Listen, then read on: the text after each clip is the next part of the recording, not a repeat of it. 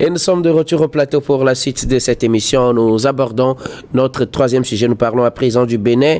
Niamey appelé à envoyer ses chefs militaires pour vérifier la présence ou non de bases militaires étrangères.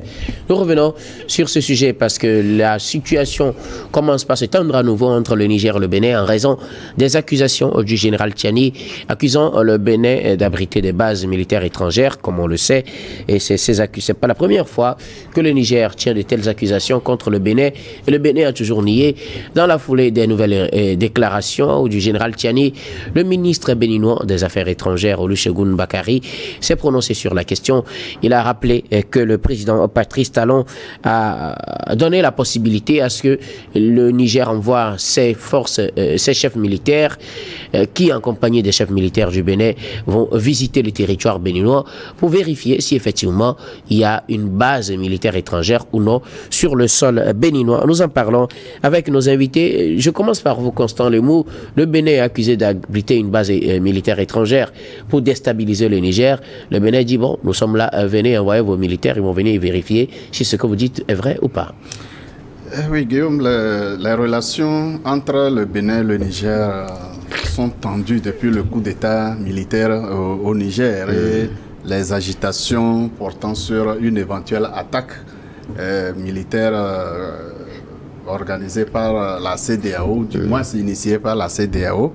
Cette attaque pour restaurer l'ancien président n'ayant jamais avoir lieu. La relation quand même n'a pas été régularisée véritablement entre le Niger et le Bénin. Et nous en souvient l'arrestation de l'équipe d'ingénieurs nigériens qui était à ses mains pour contrôler la plateforme pétrolifère par laquelle le pétrole nigérien devrait passer au Bénin. Donc il y a eu toujours des ping-pong entre le Bénin et le Niger à ce sujet-là, surtout lorsque la base militaire française a été appelée à quitter le Niger et que le transit était accueilli par le Bénin. Bon, que sont devenus ces militaires et quelles sont les ambitions du Bénin ou de la France par l'intermédiaire du Bénin? Eh bien, cette situation n'a jamais été claire. Le Bénin a toujours démenti l'existence de bases militaires françaises au Bénin avec l'ambition d'attaquer le Niger.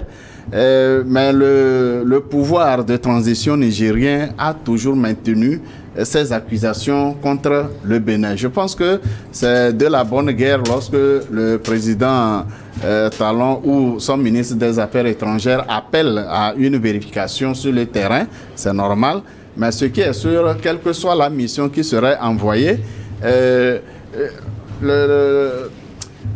disons, le trajet ou du moins l'itinéraire de vérification ne passera jamais par les bases étrangères, militaires étrangères existantes au Bénin. Le général Tiani est avant tout un militaire. Il a ses agents de renseignement partout dans les pays où il pense qu'il y ait des velléités d'attaque contre le pays.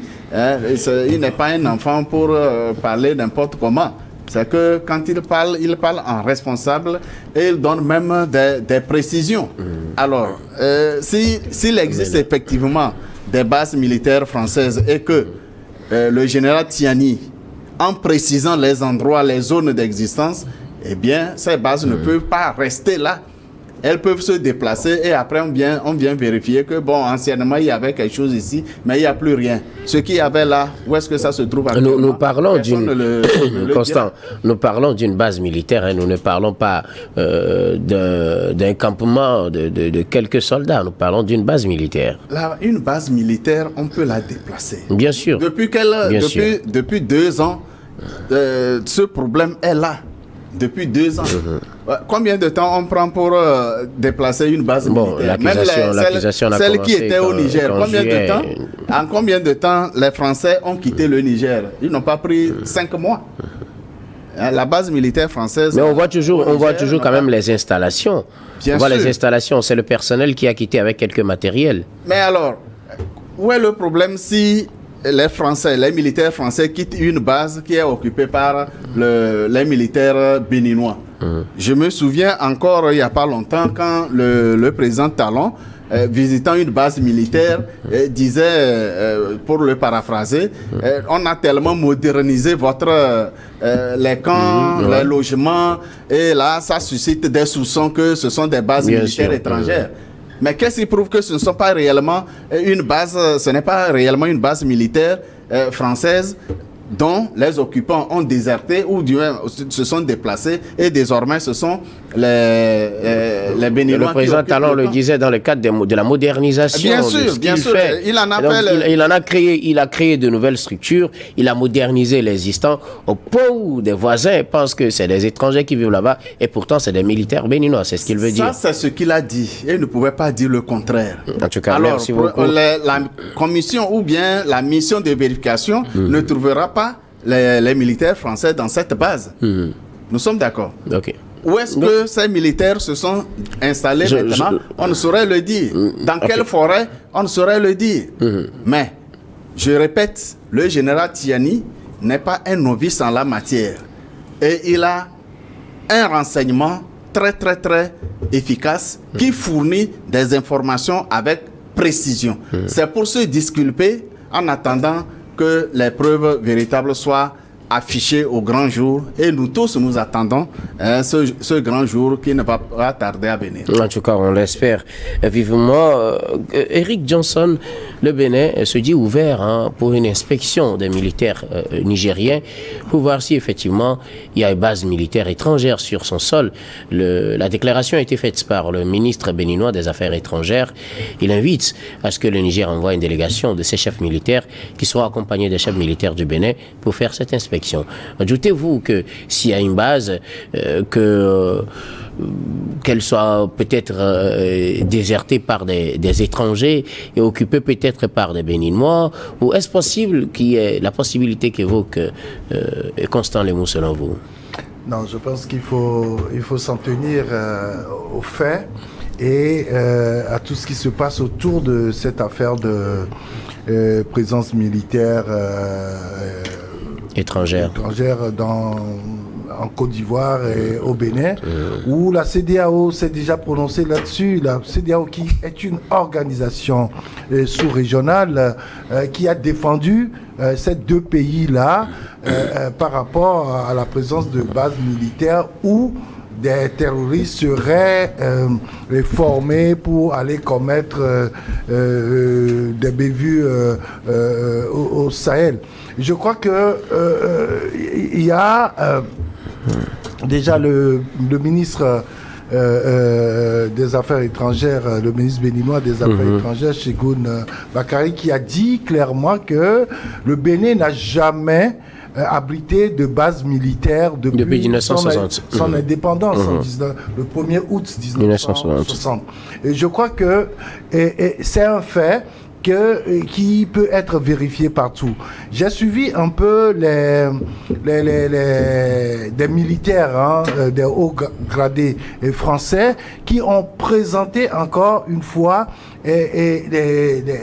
la localisation des bases militaires françaises en Afrique.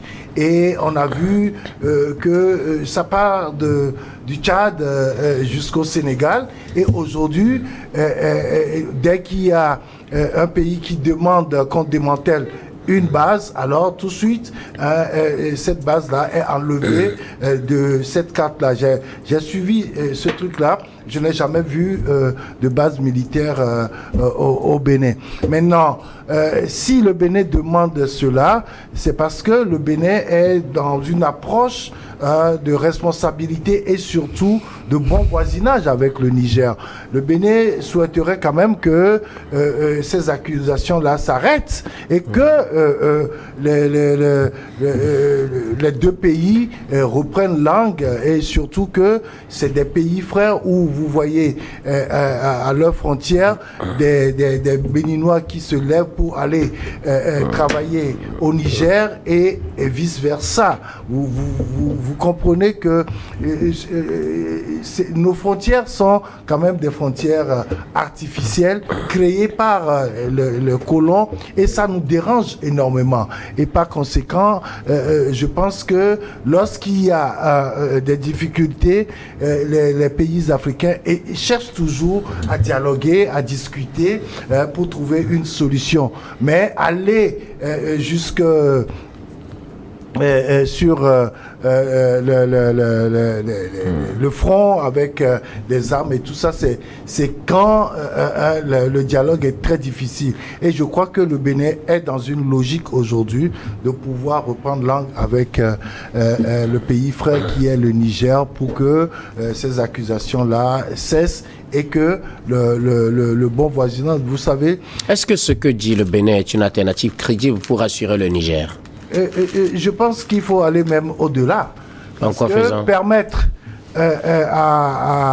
aux militaires nigériens de venir vérifier cela ne suffirait pas. Il faut peut-être une enquête indépendante pour confirmer ce qui serait vu ou ce qui aurait été le rapport des militaires nigériens, puisqu'ils seront, quand ils vont arriver au Bénin, ils seront quand même accompagnés par les militaires béninois. Et donc, pour étayer ce qui sera dit, il faut forcément une enquête indépendante. Moi, je pense que en demandant au Niger d'envoyer ses chefs militaires pour la vérification, il faut créer une enquête indépendante pour pouvoir vérifier cela. Kokouvia Baïliabassa, le Bénin se dit ouvert. Si le Niger veut bien vérifier, il peut envoyer des chefs militaires et qui, en accord avec les chefs militaires béninois, vont sillonner le territoire béninois pour voir si effectivement il y avait bel et bien une base militaire étrangère ou non. Le Bénin, tout comme le Niger, le Bénin c'est un pays souverain. Le Bénin a une coopération militaire avec la France et plusieurs autres pays. Si le Bénin veut abriter une base militaire sur son territoire, le Bénin n'a pas besoin d'autorisation du Niger. Ça, c'est un fait. Mais accuser le Bénin de vouloir déstabiliser le Niger, c'est quelque chose vraiment de très compliqué, surtout que cela n'est pas accompagné avec les preuves nécessaires. C'est vrai qu'on a annoncé qu'il y a une base militaire française au nord du Bénin. Est-ce que vraiment c'est une base militaire ou bien ce sont des instructeurs français qui sont là avec des Béninois? Parce que ça c'est clair qu'il y a des instructeurs français, qui sont nombreux d'ailleurs, qui sont actuellement au Bénin. Et ce n'est pas seulement aujourd'hui, ils étaient là, ça fait plusieurs années, qui viennent souvent, ils se relèvent, qui viennent souvent pour former les soldats béninois. Donc s'ils sont ensemble dans cette logique, on ne peut pas les accuser d'avoir abrité une base militaire. Et si cette base militaire, si ça existe, d'ailleurs, est-ce que le Bénin n'est pas un pays souverain pour abriter une base militaire d'un pays étranger? Oui, le Bénin peut faire appel aux Turcs, peut faire appel aux Allemands, peut faire appel aux Américains, tout comme le Niger qui peut faire appel aujourd'hui aux Russes et d'autres pays. Maintenant, les accusations avancées par le général Tiani le 25 décembre dernier, il n'a pas seulement parlé de la base militaire, mais aussi des groupes terroristes qui sont financés par la France à travers le Bénin ou le Nigeria, des pays voisins du Niger. Je me dis, est-ce que cela est accompagné vraiment des preuves nécessaires? Si oui, il faudrait que... Nous savons tous qu'on ne peut pas vaincre le terrorisme seul. il faut toujours collaborer avec les voisins pour lutter contre les terroristes. Nous, aujourd'hui, au nord du Togo, il y a quelques incursions de temps en temps des terroristes qui viennent du Burkina. Cela ne veut pas pour autant nous donner le droit d'accuser le Burkina d'abriter des terroristes qui viennent nous attaquer. Donc le Niger, il y a des terroristes au Niger qui quittent le Niger, qui font des exactions au niveau du Bénin et retournent vers le Niger. Le Bénin ne peut pas accuser d'une façon formelle aujourd'hui que c'est le général Tiani et son équipe qui abritent qui entretiennent ces terroristes qui attaquent le Bénin. Donc nos deux pays doivent collaborer pour lutter contre le terrorisme. Et justement, parlant de collaboration, quand le Bénin dit venez inspecter notre terrain, est-ce que ça rassure? Parce que ce que dit Constant Lemou, c'est que pour quitter une base militaire, juste quelques mois, on voit l'exemple, bon, ça dépend aussi de la base militaire et du matériel qui est déployé, mais on sait que, bon, selon lui, on peut prendre du temps jusqu'à ce que cette équipe ne vienne, on fait déplacer les gens, on remplace pas des locaux, et puis bon, on dit qu'il n'y a pas de base. Je suis d'accord avec M. Lemou que même en 30 minutes, on peut faire changer les choses dans une base militaire. Il suffit juste que les Français quittent et que les Béninois se positionnent là-bas, que l'équipe du Niger, l'inspection passe dans, comme on dit, bon, ce sont les Béninois qui sont installés là-bas. Après leur départ, les Français vont revenir. Ça, c'est tout à fait normal. Mais maintenant, si le Bénin abrite vraiment une base militaire française, je ne pense pas que le Bénin va vouloir cacher à quelqu'un. Parce que le Bénin, c'est un pays souverain. Maintenant, si cette base militaire, c'est contre le Niger, c'est là où le Bénin va peut-être vouloir cacher un peu Est-ce qu'il y a possibilité que ce soit dirigé contre le Niger? Ça m'étonnerait que le Bénin, qui est un pays sérieux, qui lutte aussi inlassablement contre le terrorisme, puisse abriter une base militaire qui aurait l'intention de financer des terroristes, de financer les terroristes en armement et financièrement des terroristes au niveau du Bénin pour attaquer le Niger. Donc, je me dis que cette situation relève beaucoup plus du fantasme que de la réalité. Je pense que les deux pays doivent s'entendre pour lutter contre le terrorisme au niveau de nos frontières que de s'accuser mutuellement et continuer toujours par se regarder en chien de faïence. Constant, quelque chose à ajouter rapidement? Oui, très rapidement, je dirais que ça peut être une question, un malentendu sur la terminologie.